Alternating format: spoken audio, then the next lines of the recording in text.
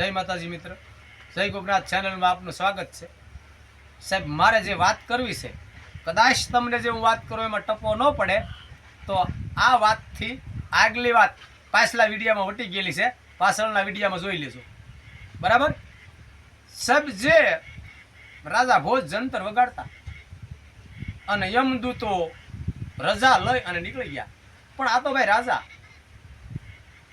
રાજકાજના કામ, ન્યાય નીતિવાળા રાજા. અને સાહેબ, વાતે વાતે ઘણા વાર રાજા ભોજનું દ્રષ્ટાંત આવે. કંઈક આપણે કાર્ય કરતા હોય તો ઘણા આપણને એમ કે તું તો અહીંયા જાણે મોટો રાજા ભોજ થઈ ગયો છે ને, તારે તો કોઈ ચિંતા ન હોય ને, એટલે આવો મોટો રાજા ભોજ થઈ ગયેલા છે. સાહેબ, રાજા ભોજ ને બે રાણીઓ હતી એમ કે છે. સાહેબ, જૂના સમયમાં તો બે કુંભારાણાને 299 હતા, કૃષ્ણ ભગવાનને 1600 કહેવાય. એટલે રાણીઓનું તો કોઈ અત્યારે માંડ એકનો પાટો બાંધે, આમાં બીજાનો ક્યાં મેળ કરવો. સાહેબ, ખરેખર એ બે રાણી હતા, એમાં એક માન્યતા કહેવાતા અને એક અણમાન્યતા. હવે એમાં સમય, આપણે ઘણા વાર સમયનું કહેતા હોઈએ છીએ, જેવો સમય એવું હાલવું પડે. અણમાન્યતીના બાપુજી હમા રાજમાં, કારણ કે રાણી તો હમા રાજાના જ દીકરી હોય. હમા રાજમાં એના બાપુજી ઉંમર થઈ, અવસ્થા પાકી, એટલે જૂના સમયમાં ખબર પડી જતી કે હવે થોડાક સમયમાં મારે વયું જવાનું છે. આવું નક્કી થઈ જતું. 2-5 દી, 10 દી, 15 દી અગાઉ મરનારને ખ્યાલ આવી જતો કે હવે મારો સમય પૂરો થઈ ગયો. અને આપણને તો કદાચ ગમે એટલું જીવી લઈ તો આપણી ડેટ પૂરી થઈ ગઈ ખબર જ નહીં પડતી. માણસને વયું જ જવાનું હોય, પણ હું પોતે એવું સમજતો હોઉં કે માણસને મરી જવાનું છે, પણ કદાચ મારે એકને નહીં મરવાનું હોય. હું આવું સમજતો હોઉં છું, મારે કોઈ દી મરવાનું જ નહીં હોય, આવું સમજતો હોઉં. પણ નહીં સાહેબ, એ સમય થાય એટલે જવું પડે.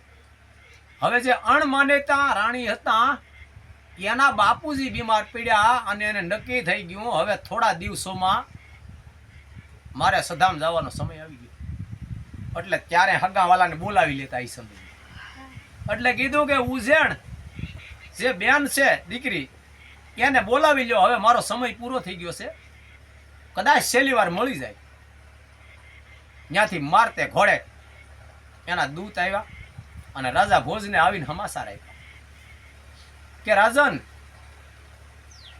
રાજમાંથી કેણ છે, અમારા રાજા અત્યારે ફૂલ બીમાર છે અને એની સમય પૂરો થવા આવી ગયો, એટલે અમારા બેનબાને એક આંટો આવવાનો. ત્યારે હવે સમય પૂરો થઈ ગયો, એ જગ્યાએ જે એના દીકરી જાય અને જમાઈ ન જાય એવું તો ન બને.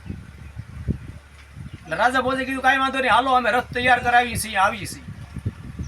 હુકમ કર્યો, રથ તૈયાર કરી દો. હવે રાજા ભોજ તૈયાર મીઠા થવા.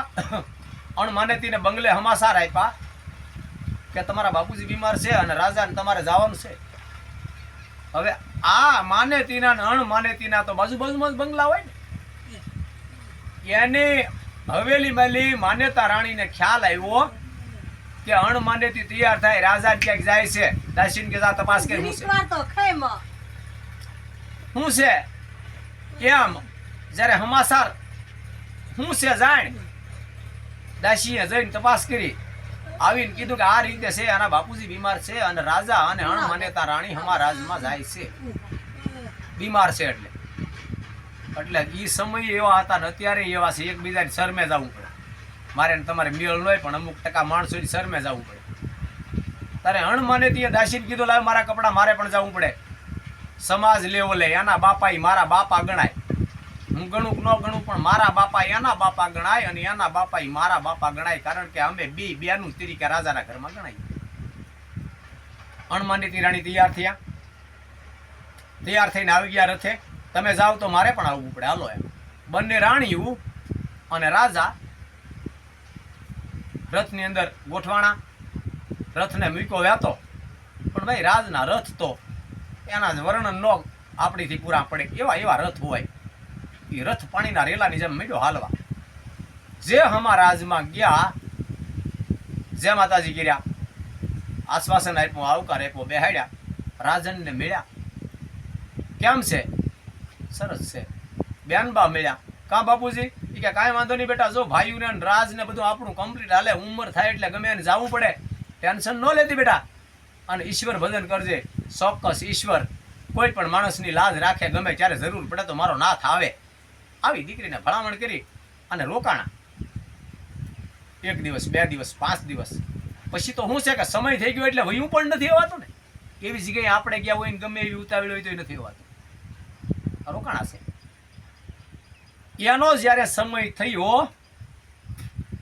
એટલે યમદૂતો આવ્યા. બે યમદૂતો આવ્યા સાહેબ. એટલે રાજા ભોજ આ વસન હતું એટલે ભાળતા હતા.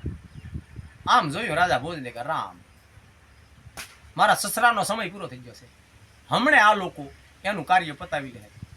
અને યમદૂતો તો કઈ મૂકે થોડા, એ તો એને ટાણે લાવે લઈ જ જાય ને. સમય થયો સાહેબ. હું નથી કહેતો, ઇતિહાસ એવું કહે છે. કદાચ મને જો એવો સમય મોકો મળી જાય જોવાનો તો બસ થઈ જાય. પણ જે પૂર્વજો કહેતા મારા અને જે ઇતિહાસો કહે છે એના આધારે હું તમારા સુધી મારા શબ્દ મોકલું છું સાહેબ. સમય થયો એટલે યમદૂતોએ જે રાજનનો પ્રાણ હતો એ ખેંચ્યો, અંદરથી જે આત્મારામ હતો એ લીધો એટલે જે પ્રમાણે હોય એ પ્રમાણે સાહેબ, ખબર નથી એની કઈ રીતે લેતા હોય. એટલે આત્મા લીધો એટલે એ આત્મા આમ તરફડિયા મીડો મારવા, મુકાવા મીડો. એટલે યમદૂતોએ પૂછ્યું, શું છે ભાઈ? એ કે કાંઈ નહીં, મારે આવવાનું છે 100%, પણ મને ખાલી એક જરાક વાર છૂટો મૂકો. કાં? એ કે થોડીક વાર મૂકો, મારું દ્રશ્ય જોઈ લ્યો. એટલે યમદૂતોને દયા આવી એટલે મૂકી દીધો. એટલે યમદૂતોના હાથમાંથી પ્રાણ છૂટ્યો. એટલે જે રાજાનું શબ, મરનાર વ્યક્તિનું જે શબ પીડ્યું હતું એના ફરતા હાથ પ્રિકમ કરે, પગે લાગે, વળી બીજી પ્રિકમ કરે, પગે લાગે, એવો 7 વાર પ્રિકમ કરી અને પગે લાગ્યો. અને પછી કીધું હાલો. એટલે યમદૂતોએ પૂછ્યું, આ કરવાનું કારણ? એટલે આત્મા બોલ્યો, આ બીજું કોઈ નથી સાંભળતું જોતું, રાજા ભોજ એક જ ભાળે છે, બાકીનો મરનાર વ્યક્તિને યમદૂતો. આ બીજા અલગ માણસને ખબર નથી. રાજા ભોજ એક જ ટસે જોઈ રહ્યા છે. અને એના મહારાણી જે હતા, માન્યતા રાણી, એની સુરતા રાજા ભોજ હમે.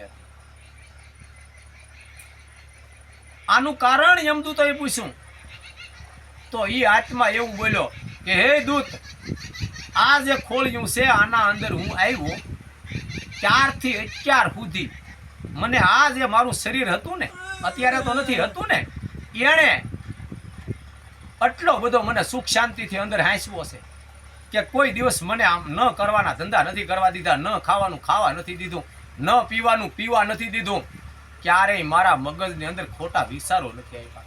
ઈશ્વર ભજન, ન્યાય નીતિની માથે મને સિંહાસનની માથે બેહવા દીધો. અને આટલો બધો મારું શાંતિથી કિંમત રજવાડું, આટલું બધું આ શરીર જે છે એણે મને એટલો બધો શાંતિથી રહેવા દીધો. મને ભાવ થાય છે કે મારો નાથ ઈશ્વર મને આપે ને તો આવું ને આવું શરીર બીજી વાર આપે. આ મને એક ભાવથી એ શરીરની એ સબની મેં 7 વાર પ્રદક્ષિણા કરવી પડી મારે. એટલે થઈને મને બહુ સારી રીતે હાંસવો ને અંદર. એટલે બસ હાલો આવું કહી અને જ્યારે પ્રાણ આમ યમદૂતોની હારે ભાગ્યો ને ત્યાં રાજા ભોજને આમ આંખ માલી દડ આહુડા પડી ગયા. માન્યતા રાણીની સુરતા હતી. ઠીક છે, રાજા કે છે મારે માટે અણમાનેતી છે, પણ નહીં, ખરેખર માનેતી છે. એના બાપુજી મેર્યા, રાજાને કોઈ દી આંખમાં આહુ ન હોય, એના બાપુજી મેર્યા એટલે આહુડાની ધારું થઈ ગયું. હવે આ ઘેર જઈને જોઈ છે હું છે હું નહીં, એ ઘેર જઈને વાત આવું વિચારી અને જે કાંઈ શમશાન વિધિ આર્ય એની જે કાર્યવિધિ હતી એ સંપૂર્ણ થઈ. 1 દિવસ રોકાણા અને વળી રથ લઈ અને ઉજ્જૈન બાજુ રવાના થયા છે સાહેબ. હવે પછીની જે વાત છે એ તમને આગલા વિડીયોમાં આપી, સમયને માન આપી. આટલી વારે થોડો આરામ લઈ. જય માતાજી.